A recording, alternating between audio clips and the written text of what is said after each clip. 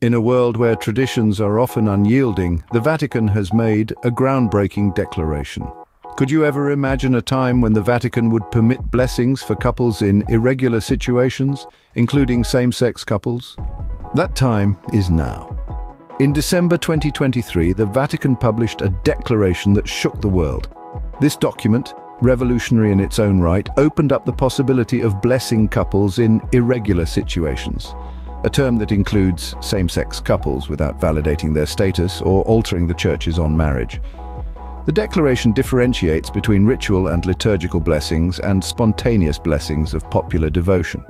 It firmly maintains that only sexual relations within the context of marriage between a man and a woman are considered lawful according to Catholic doctrine.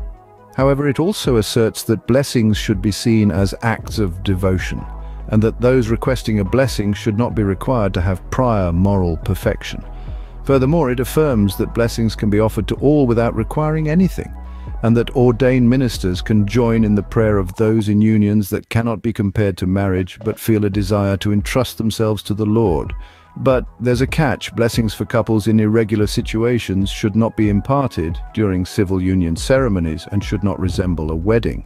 Instead, the declaration suggests that these blessings may find their place in other contexts, such as visits to shrines, meetings with priests, group prayers, or pilgrimages. This stance concludes on a note of hope, expressing that even when a person's relationship with God is clouded by sin, they can always ask for a blessing.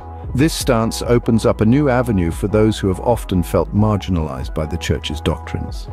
The sanctity of marriage as a union between a man and a woman still stands, but the Vatican has embraced a more inclusive stance, offering a ray of hope for those who felt left out.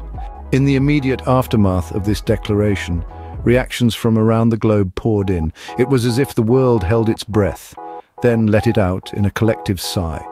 Some of relief, others of skepticism. The airwaves buzzed with the news, and social media platforms were abuzz with comments, critiques, and celebrations. From the rainbow-colored streets of San Francisco to the ancient, hallowed halls of the Vatican itself, the news reverberated. In the heart of Europe, we witnessed joyous celebrations. The LGBTQ+ community in Amsterdam, known for its vibrant pride parades, rejoiced at the news. A local activist holding a rainbow flag declared, "This is a small step, but a significant one. It's about acceptance, it's about love." Across the Atlantic, in the United States, the reactions were mixed. Progressive Catholics welcomed the Vatican's inclusive stance, while conservative factions remained skeptical. A parish priest from Texas opined, "The Church's teachings are clear. This seems like a deviation, and I'm not sure it's the right move." Meanwhile, in Africa, where the Church has a significant presence, the reactions were largely conservative. A prominent bishop in Nigeria expressed concern, saying, "We mustn't dilute our faith. The Church's stance on marriage should remain unaltered." In Asia, the response was more muted, reflecting the cultural diversity and differing attitudes towards religion and sexuality. A young Catholic woman in Manila, Philippines, summed it up by saying, "This is a complex issue. I hope it leads to more understanding and less judgment." As the news spread, the world reacted, each corner with its own unique perspective, reflecting the complexity of this issue. It was a moment that underscored the diversity of the global Catholic community and the world at large. This was not just a Vatican declaration, it was a global conversation starter. The Vatican's declaration has stirred a global conversation.